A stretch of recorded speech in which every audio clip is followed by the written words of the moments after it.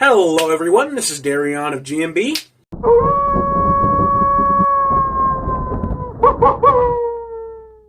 And today we'll be taking a look at Evil Dead Rise.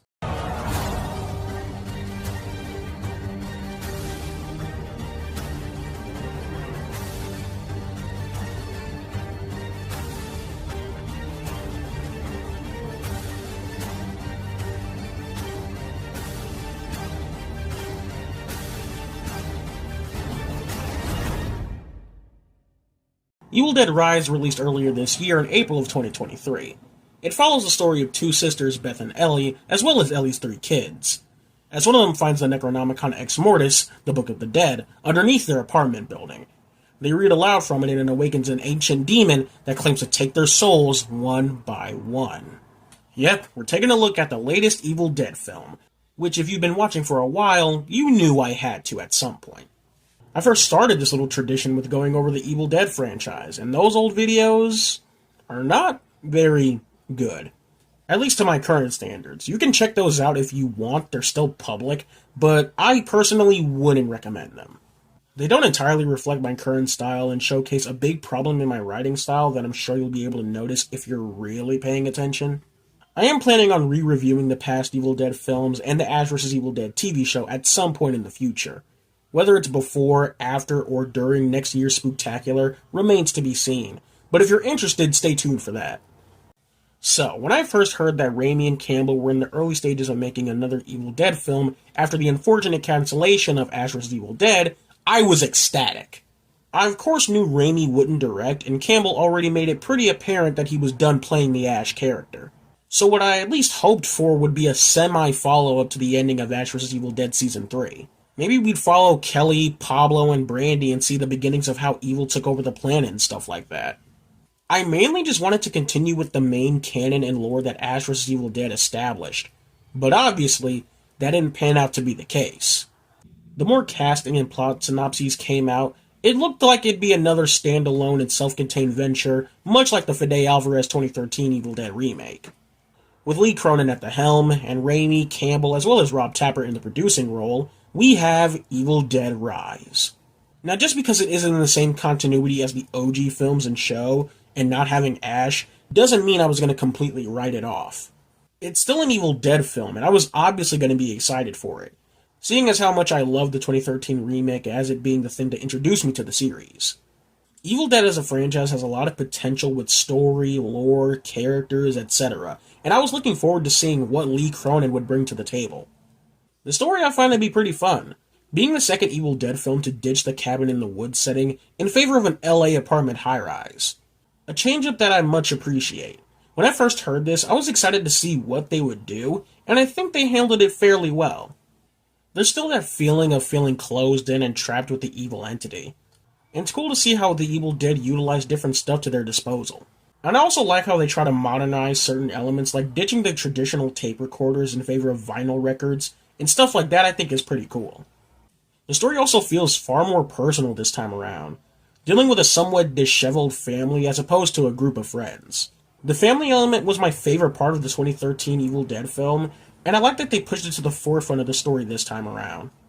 You definitely feel a lot more for these characters when they're each getting taken out, and they don't feel like pointless bodies waiting to drop.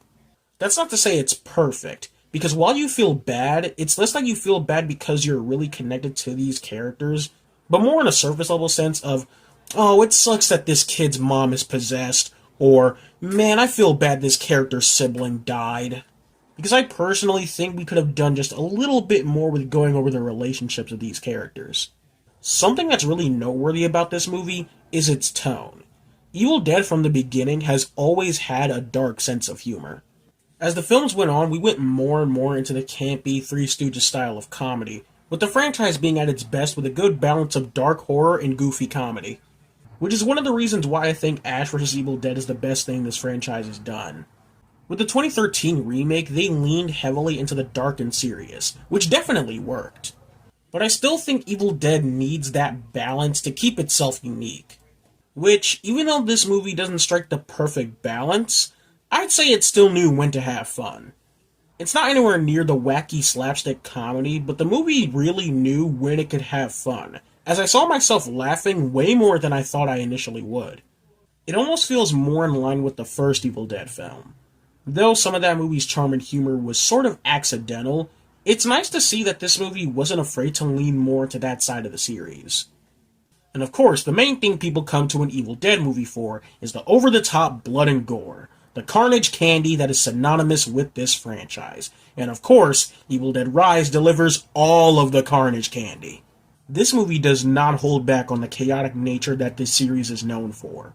You got eyeballs and limbs being bitten and ripped off, the bit with one of the possessed kids eating the glass always messes me up, and of course, the fucking cheese grater.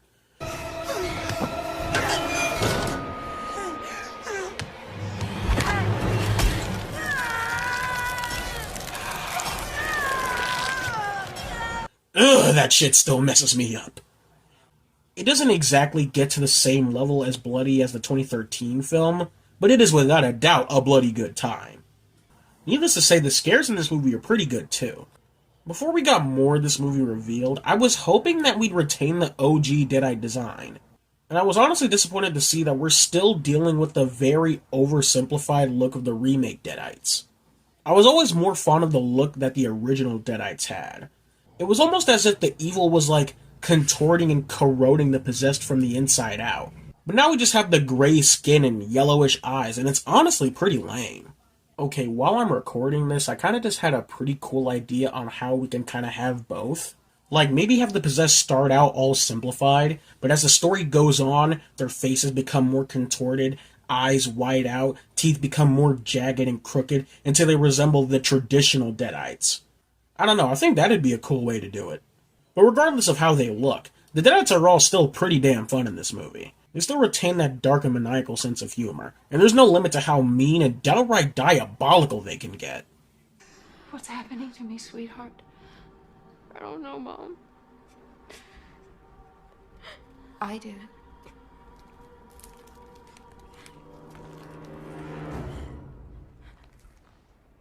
I'm free now.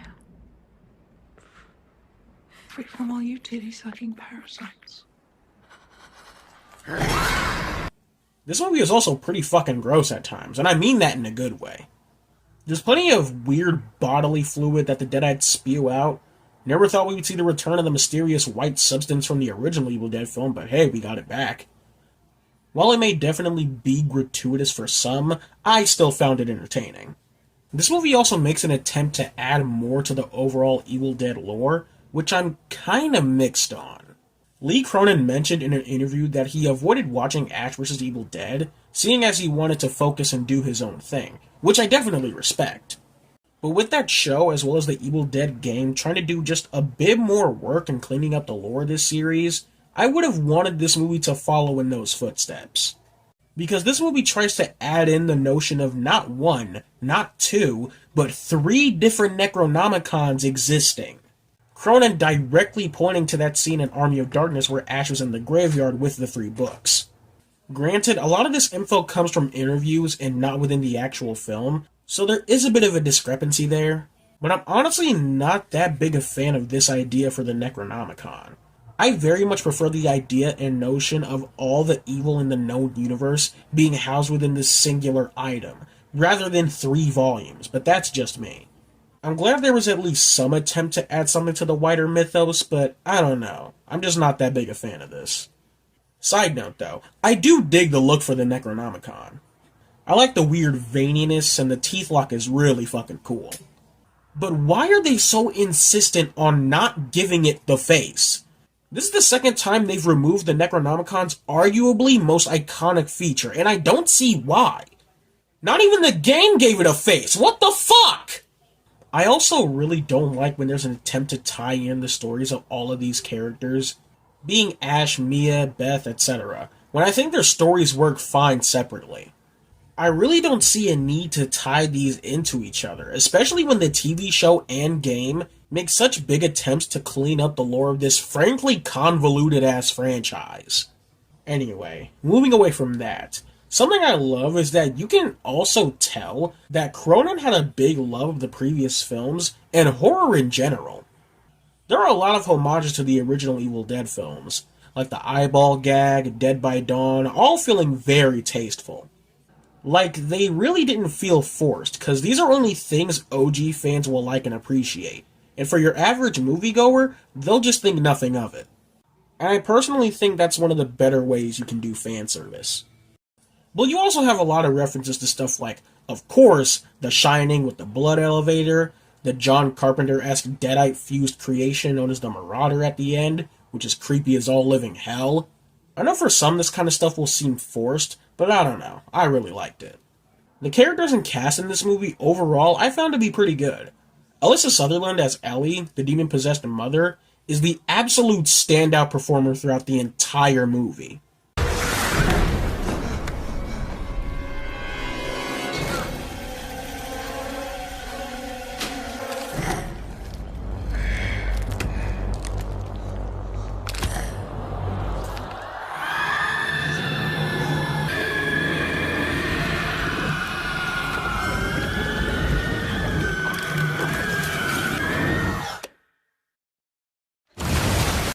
She's creepy as shit, twisted as hell, and definitely shoots her way up to be one of the best Deadites in the franchise. Beth, played brilliantly by Lily Sullivan, serves as our main final girl, and I enjoy her quite a lot. Her story throughout the movie is her learning about the intense world of motherhood, as she tries to keep what's left of her family alive, and I found it to be pretty enjoyable. I feel like we could have done just a bit more showing her connection to the kids, so that we can care more on a personal level, but overall, I thought it was serviceable for the plot of this film. The kids I thought were all fine. The big standout was the little girl, Nell Fisher, who played Cassie, who I didn't expect to come out liking as much as I did. Is what happened to Bridget and Mom gonna happen to us? I'm not gonna let that happen. I promise. You'd be a good mom someday, honey Beth. Oh, yeah? Yeah. You know how to lie to kids. The other two were okay to me. The older brother, Danny, the one who reads the book in the first place, is just fine. And Bridget, was okay. And the actors Morgan Davies and Gabriella Eccles did a pretty good job, especially as Deadites. But yeah, they were just alright. Lastly, this movie has a lot of really fucking good directional choices. I'm not always good when it comes to spotting directional choices, but there were a lot that I really freaking dug. Of course, a standard evil POV is pretty good, but there are a lot of cool establishing shots, clever camera work, and pretty cool POV angles. Plenty of split diopter shots, and yeah, it's just really cool to look at. Overall, this movie was just a bloody fun time. All the effects were top notch, the direction was pretty great, and of course the scares and gore were all spectacular. But there could have been just a bit more done with the character side of things.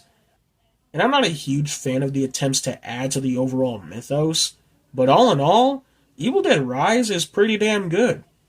Just like Scream, however, I hope this franchise takes more steps to stand out more. Because while I like this movie quite a lot, it still just blatantly follows the traditional Evil Dead formula. With all the Eldritch and Lovecraftian horror that resides in the Necronomicon, I hope we branch out of standard demon possessions and get really fucking crazy with the monsters we face in this series. Also, do more with the setting. I like the high-rise setting of this film, but I don't know. With this most recent rewatch, it all being set on one floor and in one main apartment felt just a tad too limiting. Like maybe having an Evil Dead film set in a police station, or a high school, or an insane asylum. Something like that would be really cool. Or set it in the ancient past or the far future. We still have yet to have a Mad Max-style Evil Dead film, and we've been blueballed by that twice already. Just give it to us, for Christ's sake. I just think this franchise can and should do more, whether we see Ash's story continue or not, because it's just oozing with potential. And I'm sorry to keep this dragging on for so long, but Evil Dead has great potential to be an amazing anthology franchise. New movie, new setting, new cast, and just go completely buck wild. You can also do stuff like carrying the story of Ash, Kelly, Paula, and Brandy in animated form. Now I'm just tossing ideas around because I can't stop thinking of them. Alright, let's wrap this up. Anyway, that's all I have to say. So, If you agree or disagree with anything else in this video, let me know right down there in the comments below. Also, be sure to like and subscribe. This is Darion of GNB Productions, and take care.